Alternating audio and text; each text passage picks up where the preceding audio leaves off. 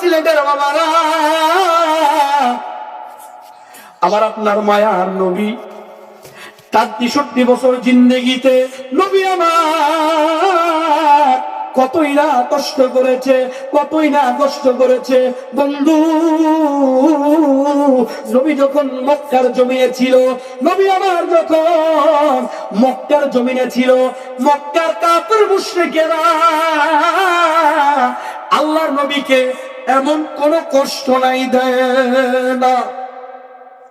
নবী আমার যখন মক্কার জমিনে দিনের দাওয়াত দিতে লাগল, ওরে বন্ধু, ও আমার বাবারা, দিনের কান্ডা লাগায়া দেন, রাসূলুল্লাহর মহব্বত দিয়ে বসে যান।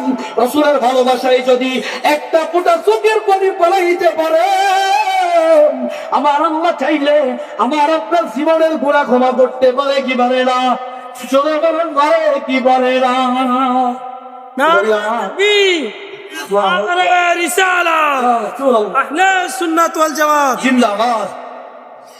সম্মানিত হাজিরে, আমার আপনার নবী কতই না কষ্ট করলো।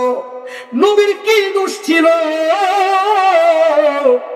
আল্লাহর নবীর একটাই দোষ ছিল, সেটা হইল আমার নবী আল্লাহর দ্বীনের দাওয়াত দিত, এক কালেমার দাওয়াত দিত, ঠিক কিনা?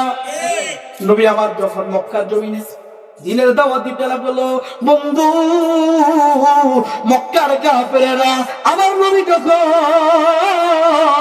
নামাজে, নবী যখন সেজদায় যাইত রে, মক্কার কাফের মুশরিকেরা উটের পচা নারী বুড়ি, উট ছিলেন নি, ও মরুভূমির মধ্যে আছে না নাই?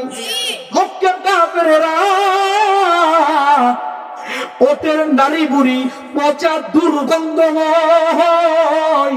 ওটের নারী বুড়ি নবী যখন নামাজ পড়িয়ে সেজদায় যাইত, ওই মরা ওটের পচা নারী বুড়ি গুলা আল্লাহর নবীর গার মোবারকের মধ্যে দিয়া দিত।